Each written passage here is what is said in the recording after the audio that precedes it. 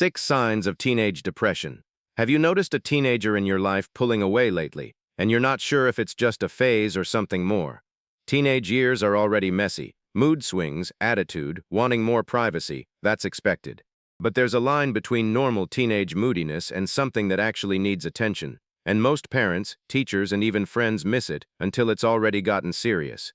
Research shows depression often first appears during adolescence, yet it remains one of the most commonly overlooked mental health conditions in teens, frequently brushed off as attitude, laziness, or just being a teenager. The tricky part is that teenage depression rarely looks like sadness.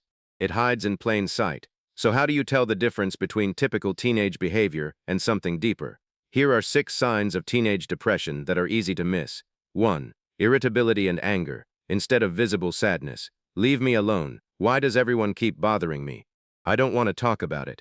In adults, depression often looks like sadness. In teenagers, it frequently shows up as irritability, snapping at family, slamming doors, short-fused reactions to things that never used to bother them. This is one of the biggest reasons teenage depression gets missed. Parents see anger and assume it's an attitude problem, when underneath it, the teen may actually be overwhelmed, exhausted, and struggling to name what they're feeling, so it comes out sideways instead. 2. Pulling away from friends and things they used to love. The friend group they used to text constantly, the sport or hobby they were passionate about, all of it slowly falls off their radar. Not because they suddenly stopped caring, but because depression drains the energy and motivation needed to engage with things that used to bring joy. What looks like they're just being antisocial is often the teen quietly losing access to the parts of life that used to feel good, which can make them feel even more isolated over time. 3. Big changes in sleep, in either direction. Some teens with depression can barely get out of bed and sleep far more than usual. Others lie awake for hours, unable to shut their mind off no matter how tired they are. Both are red flags. Sleep and mood are deeply connected, and when one breaks down, it tends to drag the other down with it, creating a cycle that's genuinely hard to climb out of without support. 4. Grades slipping and trouble concentrating. I just can't focus anymore.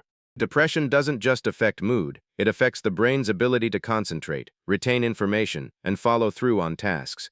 A previously strong student suddenly missing assignments, zoning out in class, or giving up on things they used to care about isn't automatically laziness.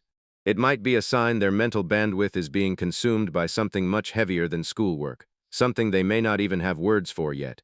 5. Physical complaints that don't have a clear medical cause. Frequent headaches, stomach aches, or just feeling constantly tired, with no illness to explain it. Teenagers often don't have the emotional vocabulary yet to say, "I feel hopeless," so the distress comes out through the body instead. If a doctor can't find anything physically wrong, but the complaints keep happening week after week, it's worth considering what else might be going on underneath the surface. 6. Harsh, sudden self-criticism. I'm worthless. Nothing I do matters anyway. I always mess everything up. Every teenager is self-critical sometimes, but there's a difference between normal self-doubt and a persistent, harsh inner voice that shows up out of nowhere. When a teen starts talking about themselves in absolute, hopeless terms, it's rarely just a bad mood. It's often a window into how heavy things have actually become for them, and it deserves to be taken seriously rather than brushed off. None of these signs on their own mean a teenager is depressed. Teenagers have bad days too, but when several of these start showing up together, and they stick around for weeks instead of days, that's usually when it's more than a phase. Did any of these sound familiar, whether it's about someone you know or about yourself? The most important thing you can do isn't to diagnose it yourself, it's to open the door. A simple, "I've noticed you seem off lately. I'm here if you want to talk," can matter more than you think. And if it feels bigger than a conversation can hold, reaching out to a counselor or mental health professional is never an overreaction. If this helped you understand someone you care about a little better, share it with them. Don't forget to subscribe to Therapy Cats for more.